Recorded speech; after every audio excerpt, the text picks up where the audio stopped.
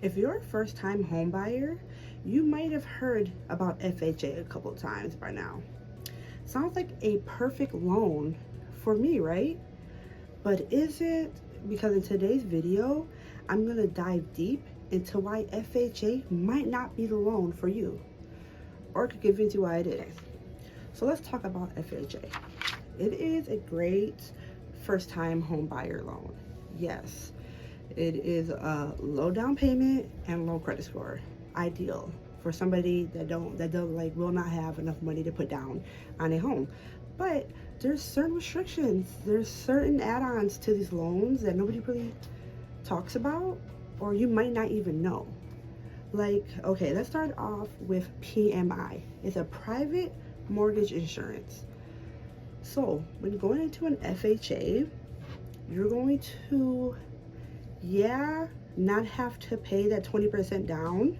You get to pay your 3.5% down, but it comes with a PMI, private mortgage insurance. It is usually around, so when you're closing, this is the downside of, you might have to have extra little closing costs, because up front, when you're closing, it's 1.75% of the loan up front for your closing. That's part of your closing costs now.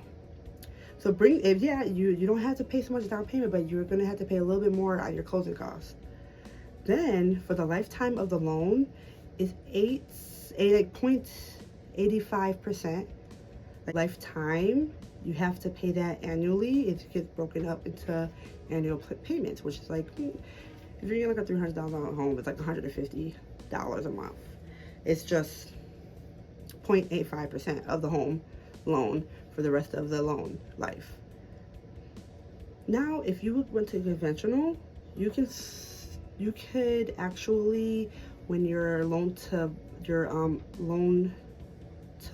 house like value ratio goes up, you can actually get off that PMI. But with FHA, you're kind of stuck with that PMI for the lifetime of the loan. Yeah, you can refinance and get a conventional, but we're talking about FHA. Now, let's talk about how much home you can buy. There is a cap on how much home you can buy. For Wisconsin, our cap is $498,000. So if you're trying to look for a home to buy, you can't pretty much go over that $500,000 unless you're going to pay the difference. So subtracting the down payment with that, it has to be $498,000. That's the cap of how much home you can buy. So it limits you if you're trying to get a $500,000 home or higher, and you're going to FHA, because it is a cap. You can't go any higher than that. That's how much they're going to help you with, and you're stuck at that. Like, you can't go any higher. You can't look for a house higher than that unless you're going to pay the difference. So there are certain restrictions on buying a home. If you want to buy a fixer-upper and it needs like a full gut, you need a certain type of FHA loan. But if you just get a standard FHA loan, you can only get a certain fixer-upper. It has to meet a certain standard of safety. Like, oh, it doesn't have like basic hand railings, stuff like that. And like all your toilets have to be there, your sink, water has to run.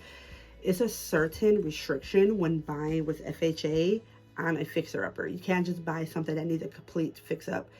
FHA will only allow like cosmetic fix-ups, pretty much, which kind of limits your options of houses if you're trying to get that budget house so you can fix it up to your dream house.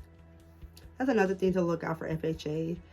They're more strict on a broken window. It might be easy to fix for you, but they're not going to give you the loan for it. They want to make sure you're getting a house safe, because it is a federal backed loan. Okay, this is a personal opinion, but everybody pretty much knows it, but nobody's gonna own up to it. FHA loans are looked down upon by home sellers because you are more of a risk not to go through with the process of the home, like the home loan. So if you have a conventional and an FHA and you're offering the same exact money, that conventional will sometimes get picked over your FHA loan. So the odds are kind of stacked against you a little bit when you're doing FHA, because you're forced to kind of pump up your price a little bit so you can beat out that conventional. Because nobody can really admit to it. They're always gonna pick that conventional over the FHA because you don't have to have a federal backed loan. That you're more stable, and I know that you're gonna follow through with this loan. Anybody cannot follow through with a loan, right? Anything can happen to everybody. But in the seller eyes, it's, oh, you're more of a liability if you have an FHA, but I know this conventional has their stuff together, pretty much. So when going to FHA, you kind of got to think about that too. You have your odds stacked against you a little bit more with FHA when you're making offers on a competitive market, like this one's coming up. So if you are going to FHA, do think about that the seller will kind of look down on FHAs a little bit. So you might have to pump your price up a little bit more, make it sweeter, like sweeten the pot over a conventional, because they're going to pick a conventional. So that's a downside of doing FHA with a competitive market. But I'm not here to just dog FHA, right? There's a lot of good qualities for FHA. Like rates. Rates are generally lower if you're doing FHA. So rates are like a 7% right now. You can get an FHA loan for like 6.5%. They're just trying to help first-time home buyers, right? So rates are lower now. Like rates are high, but you can get a lower rate with FHA. DTI is much flexible with FHA. So you have conventional where the DTI is 43%, but FHA DTI is 50%. Yeah, don't take advantage of that, but you can. It's there for you to help you get a home if your debt to income ratio is a little bit higher than normal. So that's a positive. Like, yeah, you can get a higher priced home if you have higher DTI. You'll be approved for more in general than a conventional loan.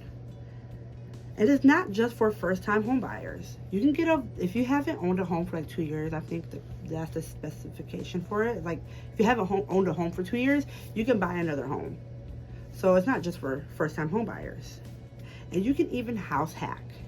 You can house hack with a FHA loan. Yes, you can buy a duplex. You can buy a 4-unit. You can buy a townhouse. Yeah, you can buy a house and earn income from a tenant with FHA. They allow this all the way up to $498,000, which gets a little bit tricky in this market because I think it's higher. I didn't really know. I'll look into it. I'll put it right here. Let me look into it. Then I'll put it right here and tell you how much a duplex limit is. I'm pretty sure they're different. I didn't look into it that deep. But yes, you can house hack with a FHA loan. You can buy duplexes, townhouses, 4 units. Yes, all the way up to a 4-unit. Anything past that, you can't get it. But they will allow you to get tenants and pay for your mortgage. Can't beat it. But yes, so let's give you a summary of what we talked about real quick about how FHAs could be the choice for you, and it could not. You can maybe get your credit score up a little bit higher because these are downfalls for you, right? You might want to get a fixer-upper and FHA won't allow it. But let's give it a quick rundown, right? Let's do the pros and let's do the cons. We're going to do the pros, right? It's 3.5% down.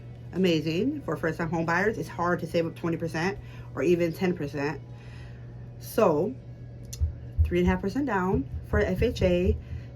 580 credit score for FHA. Amazing as well. Great for first-time home buyers. Rates are lower. Rates are lower than a conventional loan, which is amazing. That's mean lower monthly payments. You can house hack. Amazing. You can buy that 4-unit and have somebody pay for your mortgage and also put money in your pocket. And it's not for first-time home buyers. You can bought a house before 2 years ago, 3 years ago, and buy another house now and use the FHA. It's not only for first-time home buyers. Now let's look at some of the downsides. You will have a PMI. You will have a private mortgage insurance that you would have to pay monthly. It's about 88. It's about 0.85% of the loan annually, and divided to 12, and then put into your. That's how much you pay a month. FHAs are looked down upon sometimes by conventional. You will probably get beat out by a conventional if you're offering the same exact money with the same terms. So you might get beat out by conventional sometimes. And there's certain restrictions on FHAs. You can't really have a complete fixer-upper if you want to completely redo the house. And there's a cap on it. You can't go over $498,000 on your loan.